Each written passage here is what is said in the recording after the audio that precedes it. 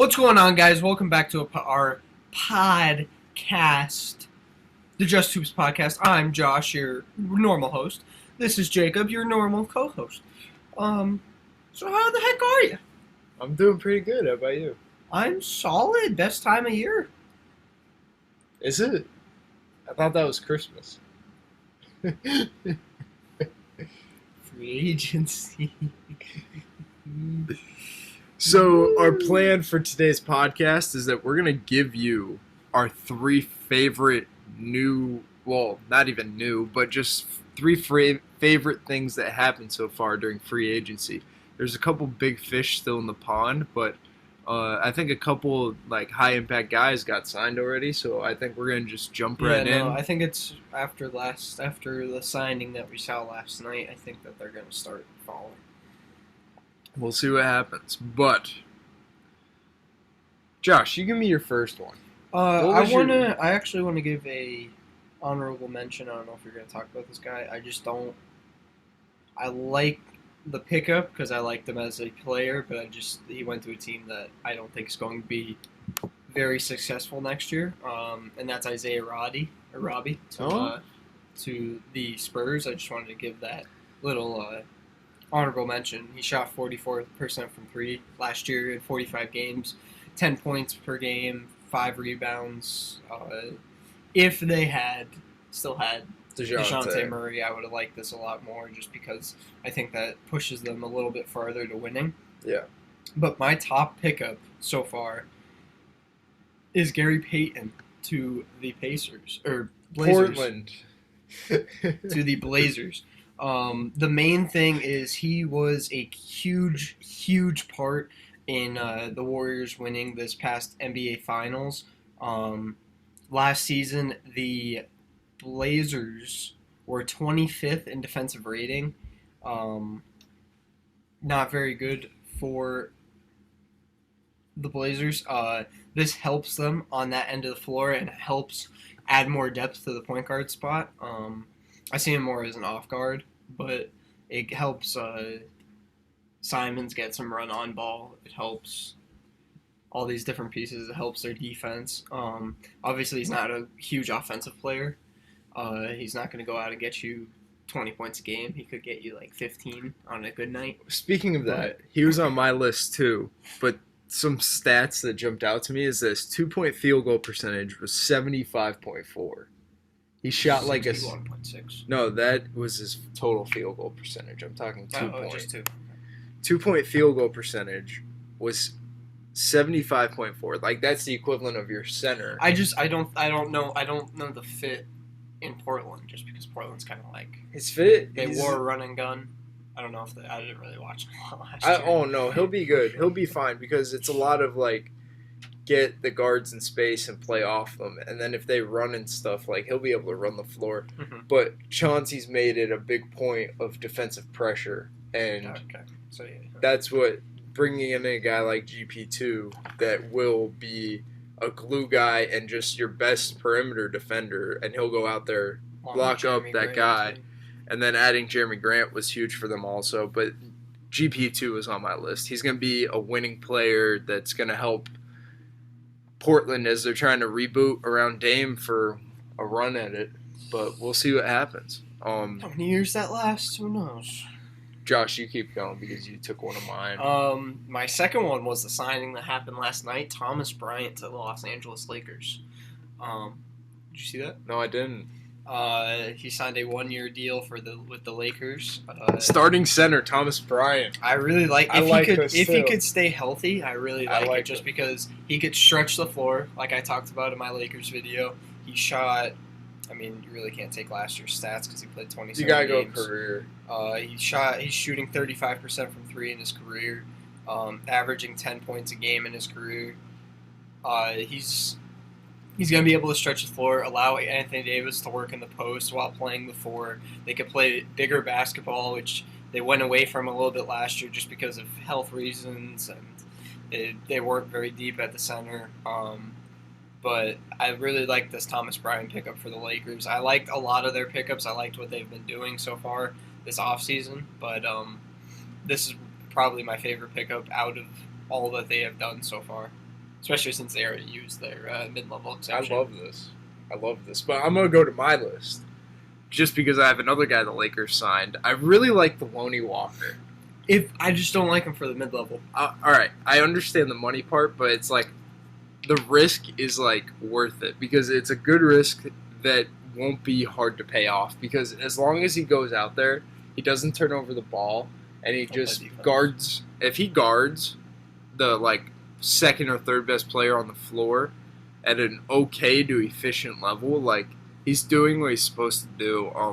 I think that the upside for him is that he can go out there and drop 25 any given night. He's an explosive scorer. I'm excited to see him play around guys like LeBron and Anthony Davis. He averaged 12 points per game last year, shot 40 from the field. He is very hot and cold, but I think one thing is that he's very smart with the ball in his hands. He won't turn it over. He had a 2.14 assist-to-turnover ratio last season, which was second in his career. His rookie season, he had like around a 2.5 assist-to-turnover, but a guy like that can come in and be an explosive burst off the bench is something that the Lakers need in general. The more guys can come in and just make plays. They were the 21st defensive rating team last year. The Lakers? Yeah. And their big thing was on-ball defense, which I think is going to be his biggest plus for the team this year. I like that. Yeah, no, I really like that. I like that pickup too. That it was between the Thomas Bryant and that pickup. He's a young, athletic. That's why I wing. just didn't see that yet. Yeah, I woke up middle of the night and I saw it. I was like, that's cool. That's a good one. I was a little upset because I wanted him to go to Phoenix, but I like that a lot. That's a good pickup. Yeah, that's what I was saying. Like that signing might start. Like that might be a sign that people are going to just sign no matter what without this Kevin Durant move happening. You go. I do want to say I did mess up the Blazers rating. They were 29. Yeah, they were really bad at defense. It had it as like wins, losses. That's how it had it filtered. Oh, yeah. But my last one is going to be a trade. You want to break down all the movement that happened with this one? It was Kevin Huerter to Sacramento for Justin Holiday, Mo Harkless, and a first. I remember that. But Kevin Huerter around all the playmaking that's in Sacramento right now, I really like it. Add more shooting. I like what Sacramento's done with Malik Monk too. But Kevin Huerter, with that trade, it really wasn't much that they were giving up. They were giving up some vet pieces, but I really like Kevin Huerter's game. He shot 38.9% from three last year, scored 12 points per game in 74 games. I think he's going to be, especially after losing DiVincenzo, he's going to be an upgrade at that spot. He's going to be a great starting two for them, and after what we've seen with Keegan Murray so far this summer league, if that's any indication what his Kings can be frisky. What his rookie year could be, they could be a 40-plus win team. Just with the playmaking, now they have shooting and Kevin Huerter shooting and Keegan Murray. You got De'Aaron Fox running the lane, Sabonis with the ball in the post, making plays. They're starting to shape up to be a solid team. They're finally finding somewhat of a identity. They're a young team still. That Fox-Sabonis pick and roll? Yeah. They're going to be solid. They're going to be a very solid team. I feel like this was kind of like the cherry on top for their offseason. But I love it. But my last one is a re-signing. It's more low-key. Devon Reed signs a 2-year deal to return to Denver. So if you don't know who Devon Reed is, he might have been one of the most fun defensive players to watch last year. He's a great two-way player. He had the ability to shoot, knock down open threes, great slasher. He has really good size. He was able to guard basically anybody on the perimeter. He plays hard. He'll go out there. He'll give you his all every time he's on the floor. He had to guard LeBron. He had to guard Siakam, Ingram, Booker, like every big name that you saw last year, he got up in their grill and just did his job. He didn't shoot. It's very low volume. Okay. Like the numbers, He technically shot 43% from three, but it's just very low volume. His effective field goal percentage was 61.8. 2 attempts per game? I just think, like, he didn't... How many games did he play? Like... 48? 40. Oh, not bad. But 61.8% shows that he's shooting the right shots, and he's making a good majority of them. His free throw was 66.7, but I just think a guy like this on Denver's roster helps them, like, could put them in a playoff matchup. Like, I wish I saw more in that Warrior series. Like, it wasn't going to change the outcome, but somebody like that you can put on and just have him chase Clay, chase Curry for 6 to 8 minutes here and there just to shake things up and really try to make an impact. He's going to work his butt off and try to win a basketball game. I love this re-signing, and I think it's a guy that could genuinely help Denver as they're pursuing an NBA title as they reload it. But yeah, you wanna do the Utah thing too? That was pretty quick. I guess we can. You can start. So we're gonna add this on too. So everybody knows Rudy Gobert got traded to the Minnesota Timberwolves, but Minnesota gave up a massive package for the 3-time Defensive Player of the Year, multi-time All-NBA player in Rudy Gobert. We're gonna dive in more to Utah looking forward. So reports have been that they're gonna build and retool around Donovan Mitchell, but when you look at what they have, I wouldn't be surprised if Mike Conley is gone before the season starts. Same with Bojan. Everybody, the only guy that's kind of on the fringe, I would say, is Mitchell. Like, he might be there, he might not. Like, he's like 50-50 at this point. Well, like, I know reports say they want to build around him, but also, like, there's a lot of stuff that they wouldn't be surprised if he's moved. Yeah. I don't think Zach Lowe was talking on his podcast with a beat writer for the Minnesota, and both him and the beat writer said that maybe he starts this year, but by the time next season starts, there's no way he's still in Utah with what they're doing right now. Mm-hmm. He's not going to want to be on a losing team in Utah. They're about to be in the tank. Like, they're in the Victor. They're in the Victor sweepstakes, and after what we saw our boy Chet Holmgren do last night, I think a lot of people are more excited about Victor. I can't pronounce his last name in next year's draft. I think, all right, one thing, like, I'm gonna have my windy moment, but one thing with Utah was the Joe Ingles trade. That, like, you can see them start going in this direction because you don't just give up a guy like Joe Ingles that's been such an essential piece to that locker room, especially with all the rumors of there being fights and stuff. But let's go over their roster real quick. So after the trade, is that the updated? No. So they added, just search the trade, but they added Pat-Bev, Malik Beasley. Pat-Bev's going to get Pat-Bev's Jared Vanderbilt, Walker Kessler. 4 picks. About the dude from Argentina, Balamaro. He's also involved in the deal in 5 picks.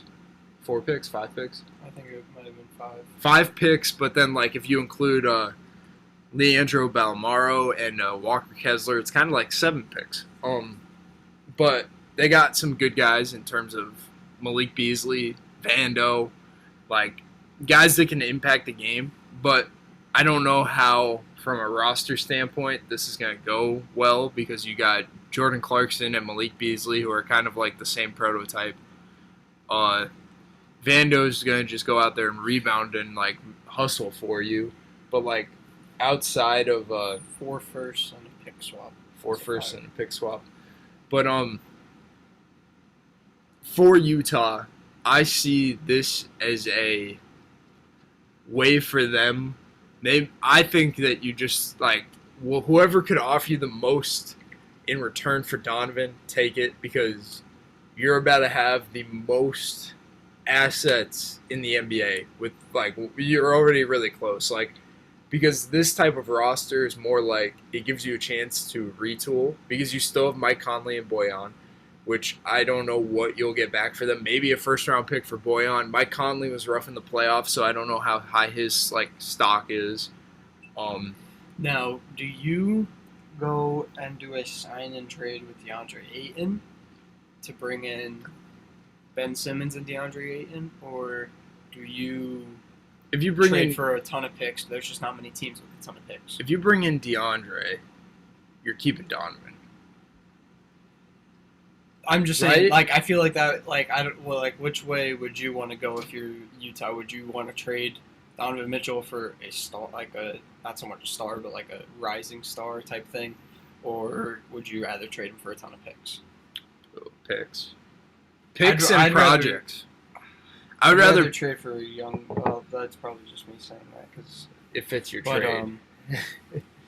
I'd rather not DeAndre Ayton. That was just a thing. I would rather trade for like a 22-year-old guy that's kind of like a rising star, not so much a project guy. Like, give me a name. That's what I mean. Okay, I think. I think you can get like a Maxey. If you can get, all right, like that type of guy. What if? And then picks. I just don't see Philly going after him. Like a Tyler Hero, you just can't get picks out of that.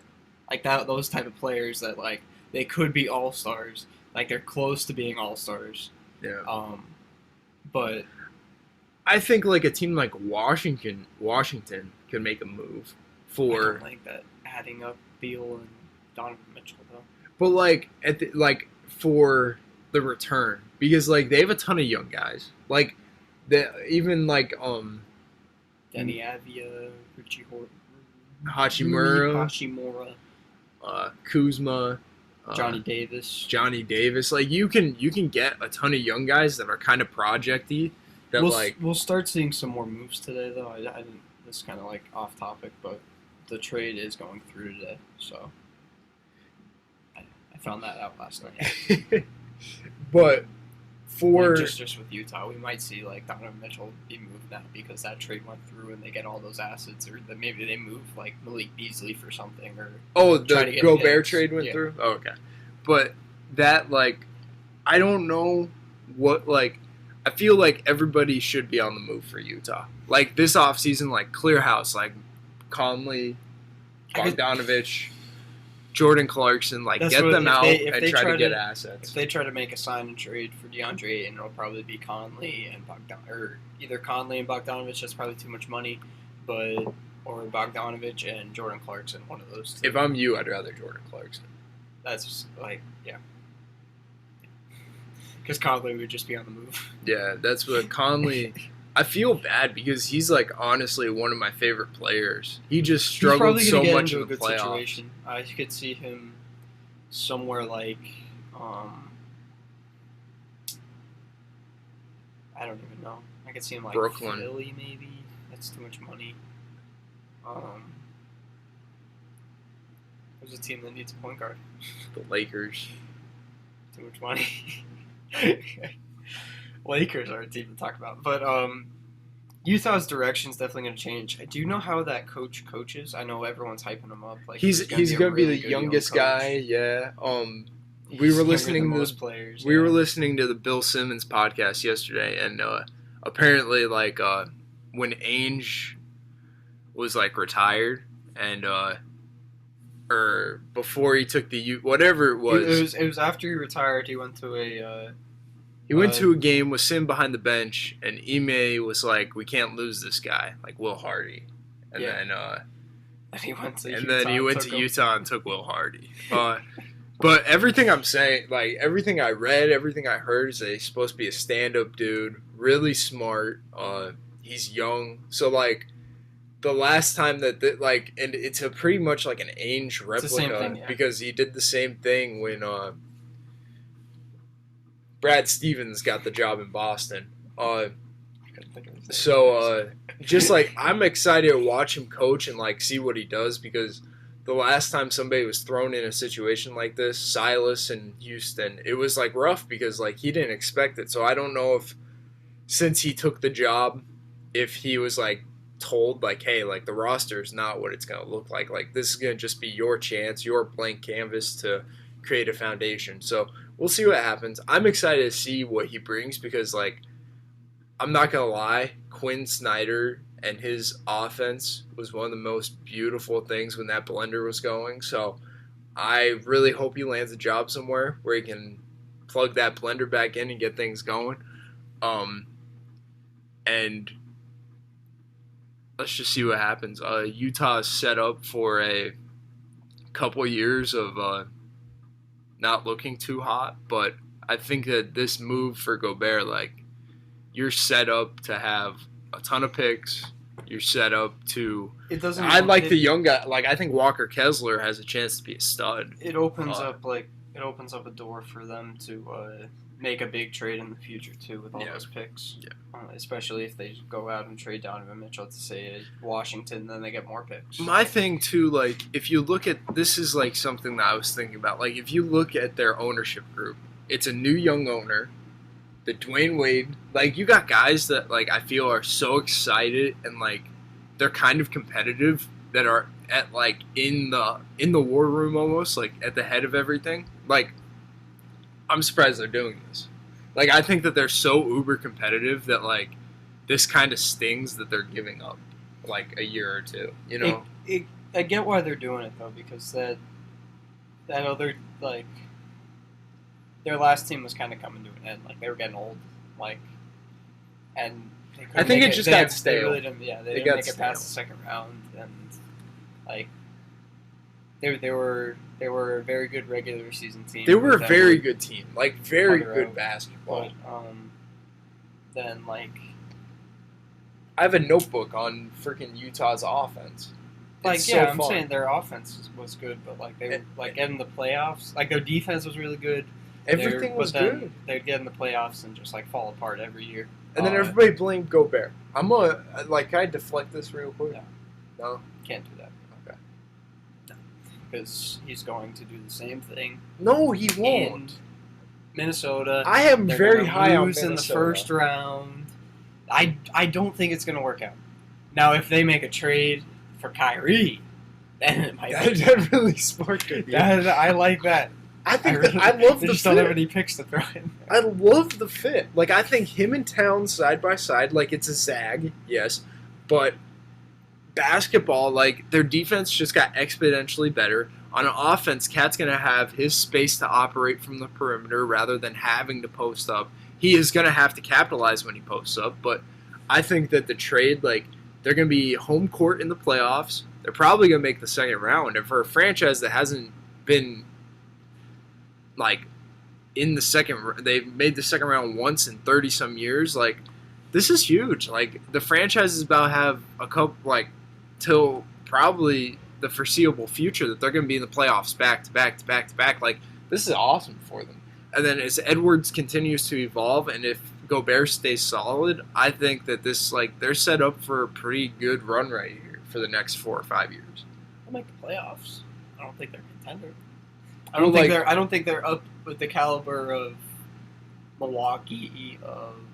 No, they're not. About Joe Ingles. Like I think that they're swapped with Utah. Like they're going to be a very good team, like top 4 home court team, and they need to make a move to bump into that contender area. Like as Ant continues to get better, let's see if maybe that's that bump. If Cat continues to evolve, let's see if that's that bump. But I think like. They're deep. They got youth on their side. Like, they have a chance to be a really good team. That's my opinion, at least. They're arguably top 4. I think they could be top 6. And the top 6 is going to be very close. I know it's going to be very close in the West. So, like, you could put them anywhere from 6 to 2. Like, I think from 6 to 2, or 1 to 6 could be within 3 games. Yeah. Now, the East, on the other hand, is the top 2, and then I don't think the it's rest that of the bad, Jamokes. man. I don't think it's that bad. They're just not making moves. I know. No one's making, like, Philly made bad. We talked about this yesterday. Philly made bad moves. Philly made bad moves for the They made long one term. bad move. They made 2 good, solid moves. I like Milton. Daniel House, and I like Milton. I think next year Philly will be very good. It's just the point of having guys for a long time. Memphis arguably got better in the West too. That's if amazing. These young guys if the young guys produce. I think 1 or 2 out of the 5 will be able to do something. I think the dude from Wake Forest will be very solid. Like, I think he'll be able to come in, knock down some threes, and just space. Like, last night he looks like he can't move, but like he could shoot. Like, the guy's gonna knock him down. I don't think Lofton's gonna be that guy. I think he could come in and give some production, like 10 minutes a game, give like 5 points. I think Roddy's gonna be the guy, if anybody. They'll all get minutes just because the depth got hit without Triple J's. Jackson. But and then shout out to Joe Ingles. The guy found a fantastic fit in Milwaukee. Check out the YouTube for more about that one. But you got anything else? I think we're good. This one was kind of short and sweet, but thank you for listening. Check out the YouTube for video content. Follow us on Instagram at justhoops_bball. Hit us up on Twitter at justhoops5, and we will catch you in the next one. Peace.